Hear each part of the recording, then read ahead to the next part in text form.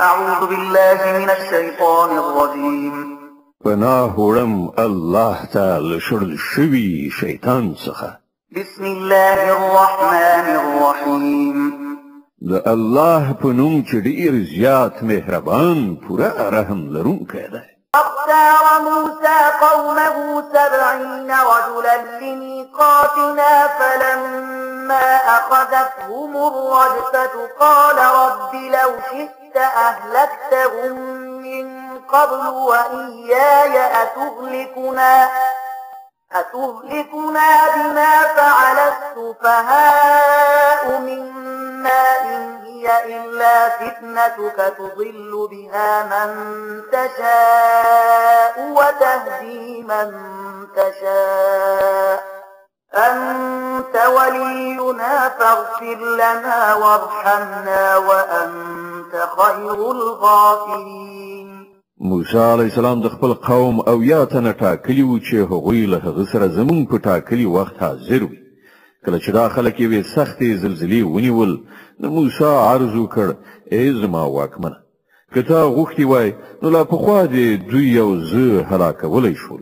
آیا ته په هغې ګناه سره چې له موږ څخه څو ناپوهانو کړې وه موږ ټول هلاکوي؟ دا خو ستا یوه ازموینه وه چې د هغې په وسیله چې ستا چاته خوښه شي هغوی په ګمراهۍ کې اخته کوي او چاته دې چې خوښه شي سمه لار ورښیي. زموږ سرپرست خو همدا ته یې، نو موږ ته بښنه وکړه او پر موږ باندې رحم وکړه. ته تر ټولو لوی بښونکی.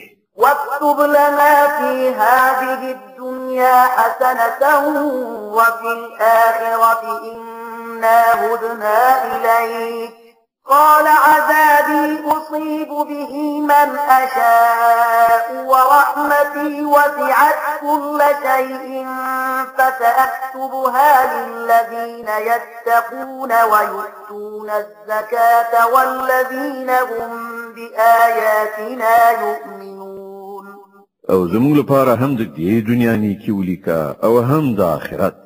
موږ ستا لوري ته درو ګرځېدو. الله په ځواب کې وویل سزا خو چې زه چاته وغواړم ورکومې، خو زما رحمت پر هر څه باندې خور شوی دی او هغه به زه د هغه چا لپاره ولیکم چې له سرغړونې څخه ډډه وکړي، زکات ورکړي او زما په آیاتونو باندې ایمان راوړي.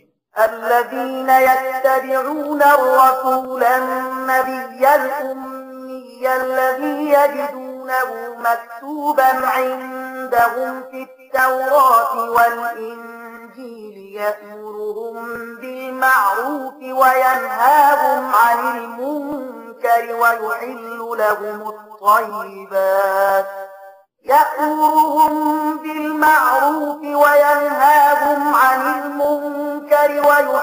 لهم الطيبات ويحرم عليهم الخبائث ويضع عنهم إصرهم والأغلال التي كانت عليهم فالذين آمنوا به وعزروه ونصروه واتبعوا النور الذي أنزل معه أولئك هم المفلحون.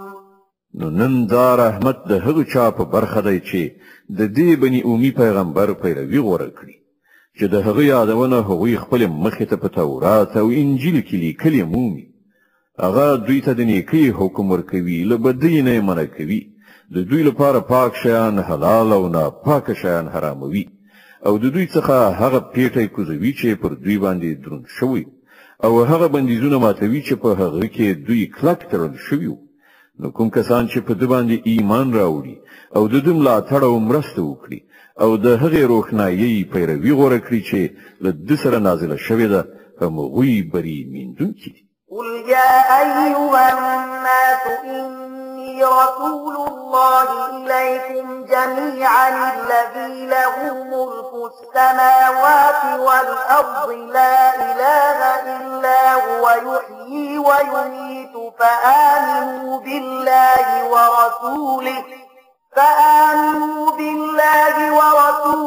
النبي الأمي الذي يؤمن بالله وكلماته واتبعوه لعلكم تهتدون. اے محمد صلی الله علیه وسلم وایه چې اے انسانانو زه ستاسو ټول لوري ته د هغه خدای استازی یم چې د ځمکې او اسمانونو د پاچایي مالک دی له هغه پرته بل خدای نشته همغه ژوند بخي او همغه مرګ ورکوي نو په الله او د هغه په هغه بني اومي استازي باندې ایمان راوړئ چې الله او د هغه ښوونې مني او د هغه پیروي غوره کړئ هیله ده چې تاسې سمه لاره ومومئ.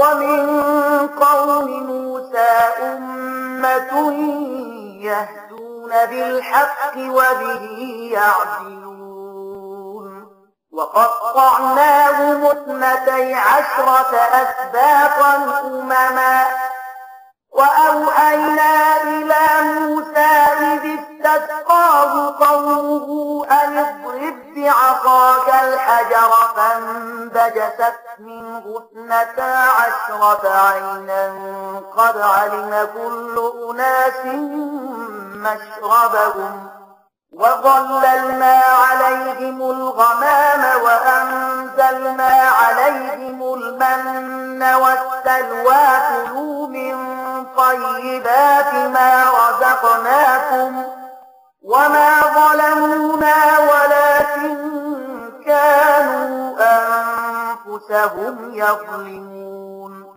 د موسی په قوم کې وډاله هم و چې له حق سره سمه ښوونه یې کوله او له حق سره سمې عدالت کو او موږ دا قوم په 12 کورنیو ویشلی هغوی ته مو د ځانګړو ډلو بڼه ورکړې وه او کله چې له موسی نه د هغه قوم اوبه وغوښتلې نو موږ هغه ته اشاره وکړه چې په فلاني تیږه باندې خپله همسا ووهه نو بیا له هغې تیږې نه په ناڅاپي ډول 12 چینې راوخوټېدلې او هرې ډلې د خپلو اوبو اخیستلو ځای وټاکه موږ پر هغوی باندې وریځ سیوری کړ او پر هغوی باندې مو من او سلوا نازل کړل هغه پاک شیان خوري چې موږ تاسو ته در په برخه کړی خو له هغه وروسته چې هغوی څه کړی دي نو پر موږ باندې ظلم نه دی کړی بلکې پر خپل ځانونو باندې ظلم وکړ.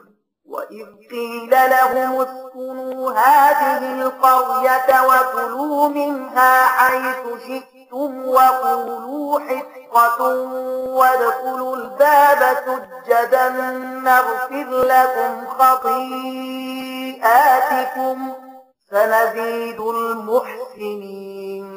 هغه وخت در په زړه کړه چې کله هغو ته ویل شوي وو چې په دې سیمه کې د اوسېدو لپاره ورشي او د هغې له حاصلاتو نه چې څنګه مو خوښه وي روزي په لاس راوړئ او ووایي ای خدایه زموږ ګناوې راوبخه ورشئ او د ښار په دروازو کې سجده کوونکي ننوځئ موږ به ستاسې له خطاو څخه در تیر شو او د ښه چلند په غوره کوونکو به خپله پیرزوینه لا پسې زیاته کړو.